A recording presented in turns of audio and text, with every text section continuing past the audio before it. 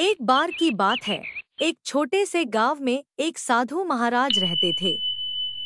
वे बहुत ही ज्ञानी और शांत स्वभाव के थे। दूर दूर से लोग उनके पास अपने प्रश्नों और समस्याओं का समाधान लेने आते थे। साधु महाराज हमेशा सबको सही मार्ग दिखाते और जीवन में सादगी तथा संतोष की बात करते थे। उसी गांव में एक और संत रहते थे जिनका स्वभाव साधु महाराज से थोड़ा अलग था। वे हर समय भजन कीर्तन करते रहते और भगवान की भक्ति में लीन रहते थे। लोग उनका भी सम्मान करते थे, लेकिन संत महाराज किसी से ज्यादा बातचीत नहीं करते थे और अपने ध्यान और पूजा में मग्न रहते थे। गांव के लोग अक्सर सोचते थे कि साधु और संत दोनों ही भगवान के भक्त हैं, लेकिन दोनों की जीवन शैली एक दूसरे से बहुत अलग क्यों है। एक दिन गांव के कुछ लोग साधु महाराज के पास गए और पूछा, महाराज, आप और संत महाराज दोनों ही धर्म के मार्ग पर हैं, लेकिन आप लोगों से बात करते हैं, उनकी समस्याएं सुनते हैं और समाधान बताते हैं, जबकि संत महाराज हमेशा भगवान की भक्ति में लीन रहते हैं और किसी से ज्यादा बोलते नहीं।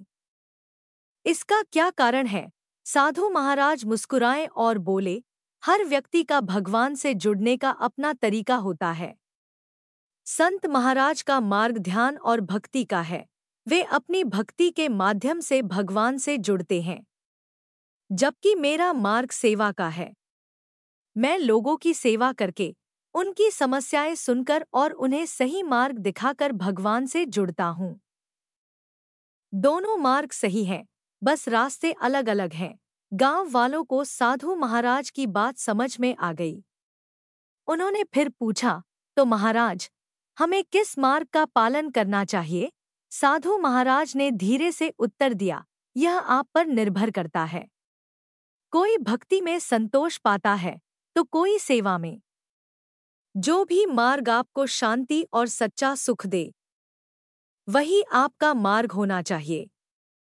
भगवान तक पहुंचने के रास्ते कई हो सकते हैं, लेकिन लक्ष्य एक ही होता है, प्रेम, शांति और सत्य। यह सुनकर गांव के लोग समझ गए कि साधु और संत दोनों अपने अपने मार्ग से एक ही सत्य की ओर बढ़ रहे हैं। उन्होंने फैसला किया कि वे भी अपने जीवन में भक्ति और सेवा दोनों को संतुलित करके चलेंगे। सीख: हर व्यक्ति का भगवान तक पहुंचने का अपना तरीका होता है।